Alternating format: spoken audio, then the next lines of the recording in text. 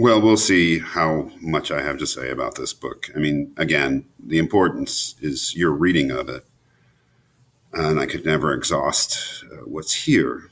These wonderful ideas that McLuhan has, and we'll be going into them in more depth when we read Understanding Media. But I think this is the best introduction to McLuhan, because Understanding Media is just a book. I mean, it's written in a kind of an odd way, but it's a book.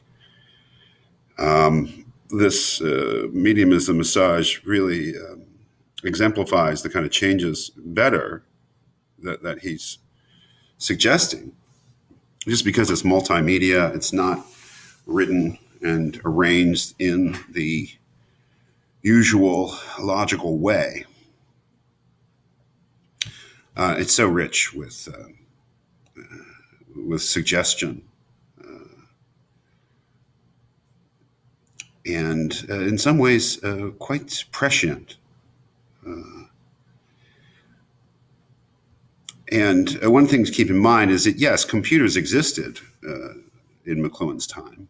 The digital computer was preceded by the analog computer. I mean, there were pre-digital computers. There were computing machines that were analog technology. But it was really after World War II that, with the invention of the digital computer, that the real computer age began. But, in McLuhan's time, computers are, they're mostly mainframe, huge things that are tended by technicians. And although they are beginning to affect everything, obviously the military, which is really the beginnings of computers, but also corporate America.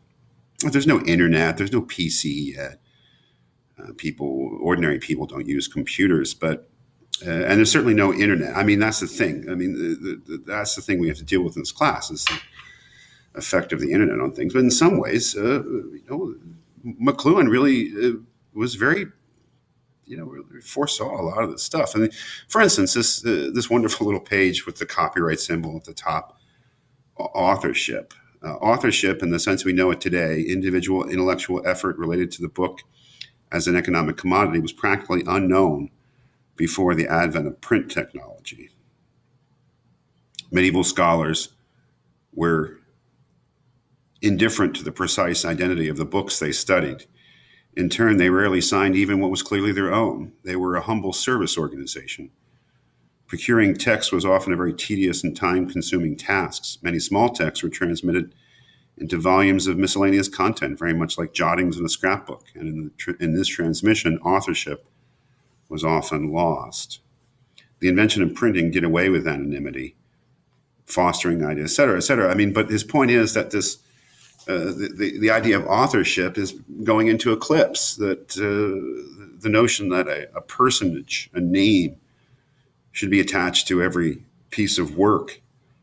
And that's really important to acknowledge the individual author and to understand the thing in that way is becoming eclipsed. And I think that that's true in our culture.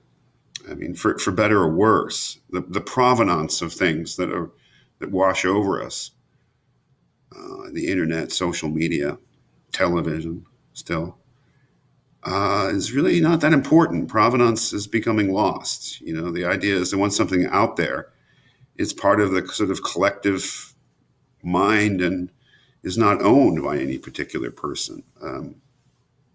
That's, for instance, one of the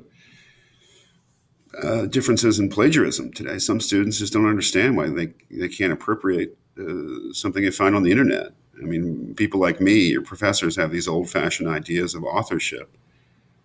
And so we consider plagiarism to be the worst sort of ethical offense that a student can commit. And most students understand that. But there is a sense in which that is becoming a little outmoded and old-fashioned. So I think he had a sense of that was where things were moving.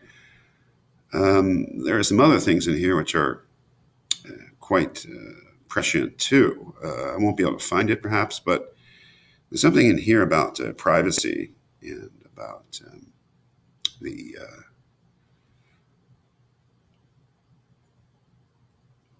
maintenance of a sort of surveillance that's become possible, which